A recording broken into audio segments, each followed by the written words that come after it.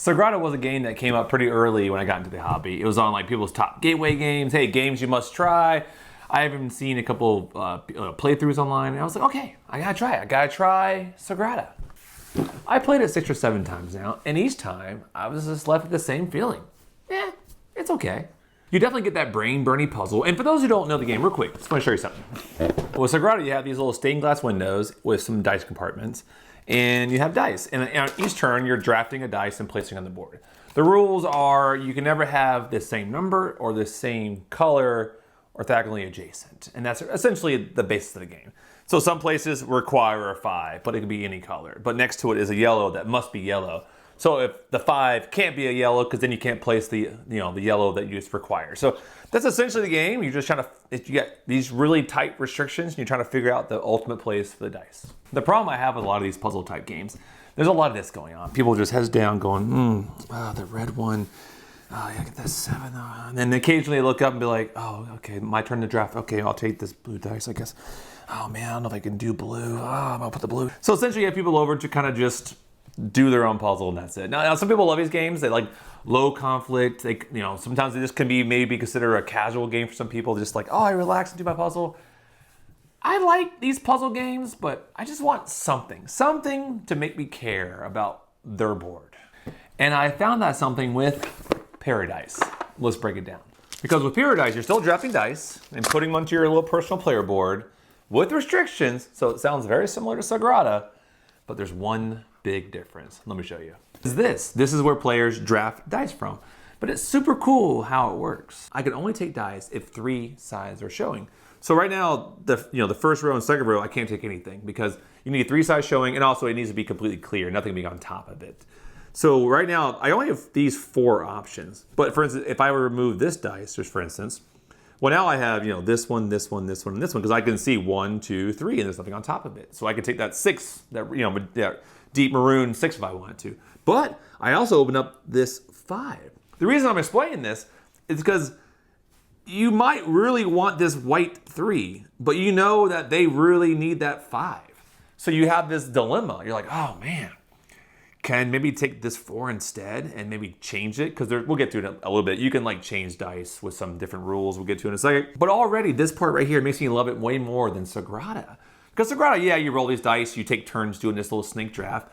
But I don't know, you get a little bit of it. Like, okay, I'll take this blue one because I think he wants this one. But with Sagrada, it's very hard to like look at someone's board because of how the game is structured and know exactly what they're trying to do. Where this game is a little bit more direct because you're set up with the same goals. Let me just explain this a little bit so you kind of know what I'm talking about. On your personal player board here, you have 1, 2, 3, 4, 5, 6 levels you're trying to fill in. On the first 5 though, there's limitations. For instance, this bottom row, this right here indicates that all these need to be even. This third row right here says, hey, these 4 dice, they need to sum up to 7 to be valid. This next one says, hey, they have to be greater than 4, so it could be a 5 or 6 can go there. And the last one doesn't matter, it's got freebie. So it's known what everyone's goals are. You all start with the exact same goals. So when you're drafting, okay, I go, well, that opens up an even one, or that opens up a 1 that he might need for that 7. It's a lot easier to see maybe what your opponent's going for. In Sagrada, you have those tool cards that let you manipulate the dice or placements or even break the rules of the game. With this game, you have something similar, are these like blue tiles here. Every time you build on one of these levels of the blue tile, you activate that power. For instance, this one's pretty straightforward. If you put a dice here, any other dice on the board, I can then turn it over to the other side. For those who don't know, dice always add to 7. So if I have a 3 showing here, the other side is always gonna be a 4. And so on and so forth. 6 and 1, 2 and 5. So knowing that, say I really need a 2 here, well, I know I can draft a 5, and later on, because of this power, I can turn it over to be a 2.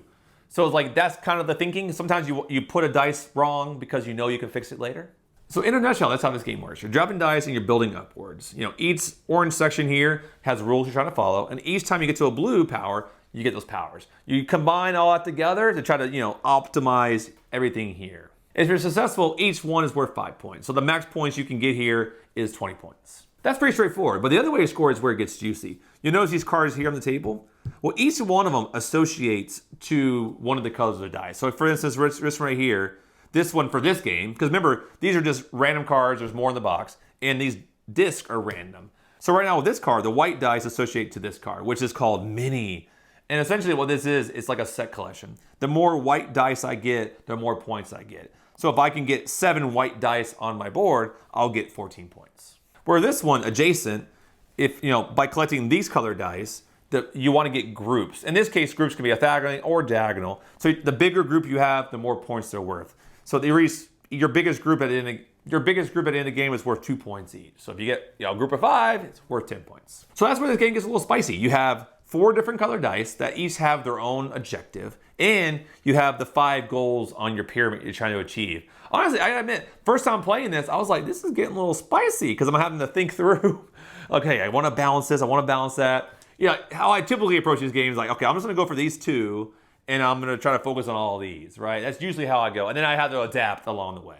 Some of you might be curious how you build. So in this game, if you have 2 dice right there, then you can go up. You can only go up if it can be supported. So for instance, I couldn't go here because I would have to have a dice here. And that logic applies throughout the entire building process. So only way I can get here is if I build up to get there. So that is a closer look at Pyradice. You can tell, it gives you the same feel of Sagrada. It really does. Like in terms of you're drafting dice, you get the little puzzle, you're putting them down, and you got that tension. But it just does it because that central drafting mechanism, how you draft dice, to me, that's won me over. I love that because now I'm constantly having to think, okay, I know I need to meet these rules. I need to achieve these dice goals. But at the same time, I'm like, okay, I see that dice I really want, but I see there's 2 of them. So I don't need to get it right away. I'll get this one instead. And that's gonna open up this dice that this person, so that's kind of the brain that you're going through. Honestly, at first, a little overwhelming, but after your second game, it gets a lot easier. Because at first you're just trying to figure out all these different, especially the powers. I find myself not using those powers a lot, but they are clutch. Because sometimes just one row, just because of how the dice are rolled, there's a lot of 5s. And I need it once.